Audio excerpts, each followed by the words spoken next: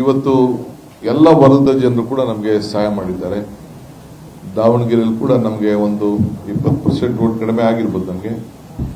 ಆದರೆ ಉಳ್ಕೊಂಡಿದ್ದಂಥ ಎಲ್ಲ ಮೈನಾರಿಟೀಸು ಕೂಡ ಅವರು ಮತ್ತು ಎಲ್ಲ ಸಮಾಜದವರು ಕೂಡ ದಾವಣಗೆರೆಯಲ್ಲಿ ಕೂಡ ನಮಗೆ ಸಹಾಯವನ್ನು ಮಾಡಿರೋದು ಬಹಳ ವಿಶೇಷ. ಮತ್ತು ಬಾಗಲಕೋಟೆಯಲ್ಲಿ ಎಲ್ಲ ವರ್ಗದ ಜನ ಅವರು ಏನೇ ಒತ್ತಡವನ್ನು ಹೇರಿದ್ರು ಕೂಡ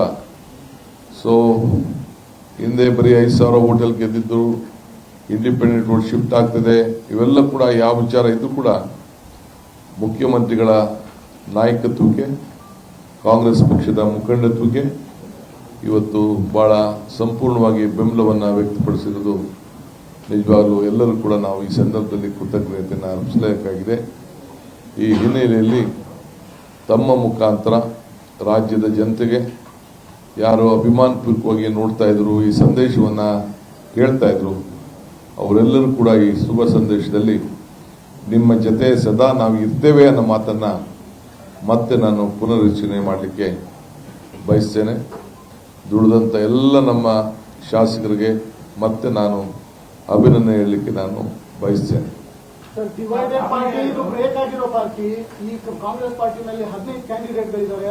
ಮುಸ್ಲಿಮರು ಕಾಂಗ್ರೆಸ್ನಿಂದ ದೂರ ಆಗಿದ್ದಾರೆ.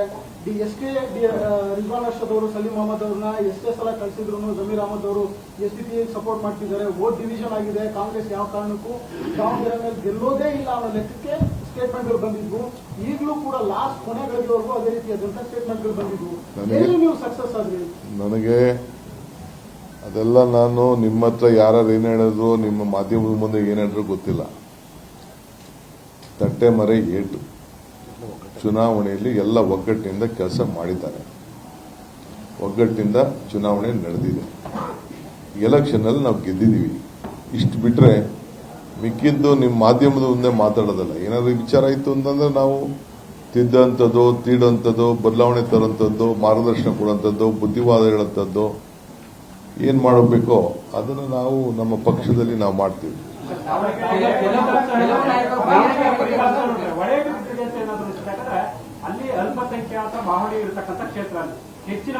ಯಾರು ಹೇಳಿದ್ದು ನಿಮ್ಗೆ? ನಿಮ್ಮ ಬಾಯಿಗೆ ನಾನು ನಿಮ್ಗೆ ಬೇಕಾದೆಲ್ಲ ಹಾಕಕ್ ನಾನು ತಯಾರಿಲ್ಲ. 95ರಿಂದ ಶಿವಶಂಕರಪ್ಪನವರು ಆ ಕ್ಷೇತ್ರವನ್ನು ಉಳಿಸ್ಕೊಂಡು ಬಂದಿದ್ದಾರೆ. ಅಲ್ಪಸಂಖ್ಯಾತರೆಲ್ಲ ನಮಗೆ ಸಹಾಯವನ್ನು ಮಾಡ್ಕೊಂಡು ಬಂದಿದ್ದಾರೆ. ಅವ್ರಿಗೂ ಆ ಸ್ಥಾನಮಾನ ಕೊಡಬೇಕು ಅಂತೇಳಿ ನಾವು 3 ಬಾರಿ MLCನ ಅಲ್ಲಿ ಕೊಟ್ಟಿದ್ದೀವಿ, ಒಂದು ಶಾಸಕ ಸ್ಥಾನನ. ಇದು ಅವ್ರಿಗೇನು ಗೌರವ ಕೊಡಬೇಕು ನಾವು ಕೊಟ್ಟಿದ್ದೀವಿ. ವ್ಯಕ್ತಿಗಳಲ್ಲಿ ಸ್ವಲ್ಪ ಅಭಿಪ್ರಾಯಗಳು ಬೇರೆ ಇರ್ಬೋದೇ ಹೊರತು ಪಕ್ಷದಲ್ಲಿ ಸಾಮೂಹಿಕ ಅಭಿಪ್ರಾಯದಲ್ಲಿ ಯಾವ ತರದ ಬದಲಾವಣೆನೂ ಇಲ್ಲ.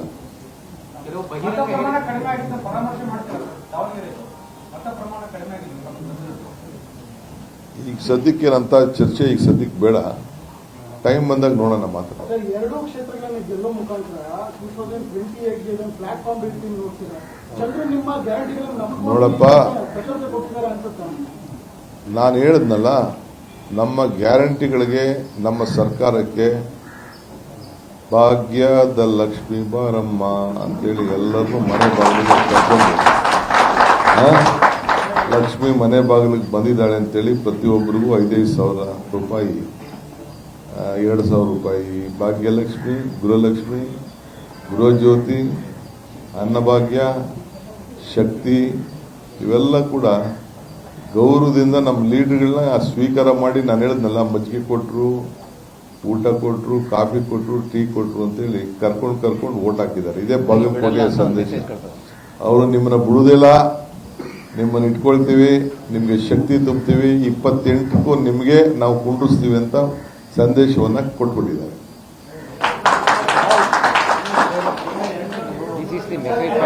ಇದು ಪ್ರೆಸ್ ಕಾನ್ಫರೆನ್ಸ್, ಇದು ಸುಮ್ಮನೆ ನಿಮ್ ಚಪ್ಪಳೆ ಅಲ್ಲಿ ನೋಡಿರುತ್ತೆ. ಕ್ಷಣ ಕ್ಷಣದ ಸುದ್ದಿಗಳಿಗಾಗಿ ಫ್ರೀಡಂ ಟಿವಿ ಸಬ್ಸ್ಕ್ರೈಬ್ ಮಾಡಿ, ಲೈಕ್ ಮಾಡಿ ಹಾಗೂ ಫಾಲೋ ಮಾಡಿ.